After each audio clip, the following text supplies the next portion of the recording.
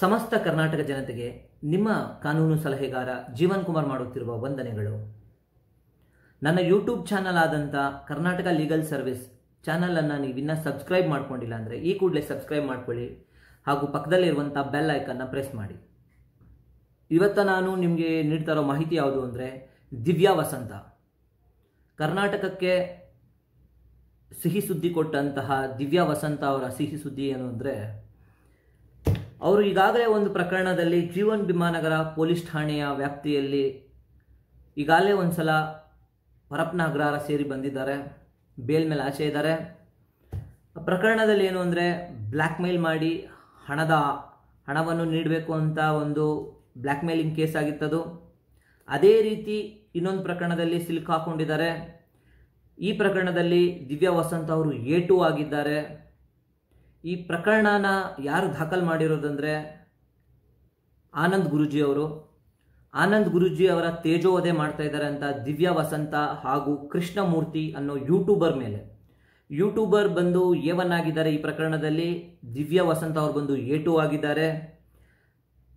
ಆನಂದ್ ಗುರೂಜಿ ಅವರು ಮಾಡ್ತಾ ಇರೋ ದೂರಲ್ಲಿರೋ ಸಾರಾಂಶ ಏನು ಅಂದರೆ, ಏನು ಈ ಕೃಷ್ಣಮೂರ್ತಿ ಯೂಟ್ಯೂಬರ್ ಇದ್ದಾರೆ ಅವರ ವಿಡಿಯೋಗಳನ್ನು ಅವರ ಯೂಟ್ಯೂಬ್ ಚಾನಲ್ನಲ್ಲಿ ಅಪ್ಲೋಡ್ ಮಾಡ್ತಾ ಇವರ ಬಗ್ಗೆ ಕೆಟ್ಟದಾಗಿ ಆ ಯೂಟ್ಯೂಬ್ ವಿಡಿಯೋಗಳಲ್ಲಿ ತೋರಿಸ್ತಾ ಇದ್ದಾರೆ ಹಾಗೂ ನನ್ನ ತೇಜೋವಧೆ ಮಾಡ್ತಾ ಇದ್ದಾರೆ ಅಂತ ಕೋರ್ಟ್ಗೆ ಹೋಗಿ ಕೂಡ ಆನಂದ್ ಗುರೂಜಿ ಅವರು ಈ ಕೃಷ್ಣಮೂರ್ತಿ ಯೂಟ್ಯೂಬರ್ ಏನಿದ್ದಾರೆ ಅವರು ಆನಂದ್ ಗುರೂಜಿ ಅವರ ಯಾವುದೇ ಒಂದು ವಿಡಿಯೋನ ಅವರ ಯೂಟ್ಯೂಬ್ ಚಾನಲಲ್ಲಿ ಪ್ರಸಾರ ಮಾಡಬಾರ್ದು ಅಂತ ಹೋಗಿ ಕೋರ್ಟಿಂದ ಒಂದು ಸ್ಟೇ ಆರ್ಡರ್ ತಂದಿದ್ರು.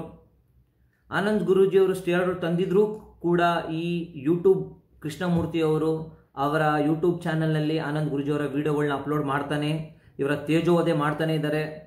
ಇದು ಕೃಷ್ಣಮೂರ್ತಿಯವರ ವಿರುದ್ಧ ಕಂಟೆಂಪ್ಟ್ ಆಫ್ ಕೋರ್ಟ್ ಆಗುತ್ತೆ. ಯಾಕೆಂದರೆ ಕೋರ್ಟ್ ನೀಡಿರುವಂಥ ಆದೇಶವನ್ನು ಉಲ್ಲಂಘನೆ ಮಾಡಿದ್ದು ಹಾಗೂ ಆನಂದ್ ಗುರೂಜಿ ಅವರ ಮೇಲೆ ವಿಡಿಯೋ ಮಾಡ್ತಾನೆ ಇರೋದು ಅವರ ತೇಜೋವಧೆ ಮಾಡ್ತಾ ಇರೋ ಕಾರಣದಿಂದ.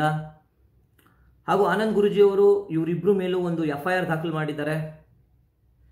FIR ಅಲ್ಲಿ A1 ಆಗಿದ್ದಾರೆ ಇವರು ಕೃಷ್ಣಮೂರ್ತಿ ಯೂಟ್ಯೂಬ್ ಅವರು ಹಾಗೂ ದಿವ್ಯಾ ವಸಂತ್ ಅವರು A2 ಆಗಿದ್ದಾರೆ. ಆನಂದ್ ಗುರೂಜಿ ಅವರು ಹೇಳ್ತಾ ಇರೋದೇನು ಅಂದರೆ, ನನ್ನ ಯಾವುದೋ ಒಂದು ವಿಡಿಯೋ ಇವರ ಬಳಿ ಇದೆ ಎಂದು ನನಗೆ ದಿನಾ ಕಾಲ್ ಮಾಡ್ತಾರೆ. ಕಾಲ್ ಮಾಡಿ ನಿಮ್ಮದೊಂದು ಅಶ್ಲೀಲವಾದ ವಿಡಿಯೋ ನಮ್ಮ ಹತ್ರ ಇದೆ, ನಮಗೆ ಇಷ್ಟು ಹಣವನ್ನು ಕೊಡಿ, ಆ ವಿಡಿಯೋನ ಡಿಲೀಟ್ ಮಾಡ್ತೀವಿ ಅಂತ ಹೇಳಿ ಇವ್ರನ್ನ ಯಾವಾಗಲೂ ಬ್ಲ್ಯಾಕ್ ಮೇಲ್ ಮಾಡ್ತಾ ಇರ್ತಾರೆ. ಹಾಗೂ ಇವರ ವಿಡಿಯೋಗಳನ್ನು ಯೂಟ್ಯೂಬಲ್ಲಿ ಅಪ್ಲೋಡ್ ಮಾಡೋದು ಹಾಗೂ ಈಗ ಈ ಆನಂದ್ ಗುರೂಜಿಯವರು ಇರುವಂಥ ಆಶ್ರಮ ಸರ್ಕಾರಕ್ಕೆ ಸೇರಿದ್ದು, ನೀವು ಸರ್ಕಾರದ ಆಸ್ತಿಯನ್ನು ಕಬಳಿಸ್ಬಿಟ್ಟಿದ್ದೀರಾ ಅಂತ ಹೇಳಿ ಅವ್ರಿಗೆ ಒಂದು ಬೆದರಿಕೆ ಕರೆಗಳನ್ನು ಕೂಡ ಮಾಡ್ತಾ ಇದ್ದಾರೆ ಅಂತ ಆನಂದ್ ಗುರೂಜಿ ಅವರು ಅವರ ಒಂದು ದೂರಿನಲ್ಲಿ ಹೇಳಿದ್ದಾರೆ.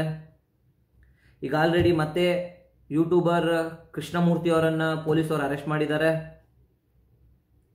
ಈ ರೀತಿ ಪ್ರಕರಣಗಳು ಕೋರ್ಟ್ನಲ್ಲಿ ಯಾವ ರೀತಿ ತಿರುವು ಪಡೆಯುತ್ತೆ ಅಂದರೆ, ಆನಂದ್ ಗುರೂಜಿ ಅವರು ಇವ್ರ ಮೇಲೆ ಹಾಕಿರೋ ಕೇಸ್ ಯಾವುದು ಅಂದರೆ IPC ಸೆಕ್ಷನ್, ಹಳೆ IPC ಸೆಕ್ಷನಲ್ಲಿ 499 ಹಾಗೂ 500 ಆಗುತ್ತೆ. ಇದು ಬಂದು ಡೆಫಮೇಷನ್ ಕೇಸ್ ಆಗುತ್ತೆ. ಈಗ BNS ಆ್ಯಕ್ಟ್ನಲ್ಲಿ 356 BNS ಆಗಿ ಇದನ್ನು ದೂರನ್ನು ದಾಖಲು ಮಾಡ್ಕೊಂಡಿರ್ತಾರೆ ಹಾಗೂ ಕೋರ್ಟ್ನಲ್ಲಿ ಕೂಡ ಇದು ಡೆಫಮೇಷನ್ ಕಂಟೆಂಟ್ ಆಗಿ ಬರುತ್ತೆ. ಇದರಲ್ಲೂ ಕೂಡ ಇವರು ಮಾಡಿರೋದು ಬಂದು ಕ್ರಿಮಿನಲ್ ಆ್ಯಕ್ಟಿವಿಟೀಸ್ ಆಗಿ ಕಾಣುತ್ತೆ. ಬ್ಲ್ಯಾಕ್ ಮೇಲ್ ಮಾಡೋದು, ಹಣವನ್ನು ನೀಡಿ ಅಂತ ಕೇಳೋದು, ಇದೆಲ್ಲ ಒಂದು ಕ್ರಿಮಿನಲ್ ಕಂಟೆಂಪ್ಟ್ ಆಗುತ್ತೆ. ಇದಕ್ಕೆ ಇವರಿಗೆ ಹೆಚ್ಚು ಕಡಿಮೆ ಕೋರ್ಟ್ನಲ್ಲಿ ಸಜೆ ಅಂತರೂ ಖಂಡಿತ ಆಗುತ್ತೆ.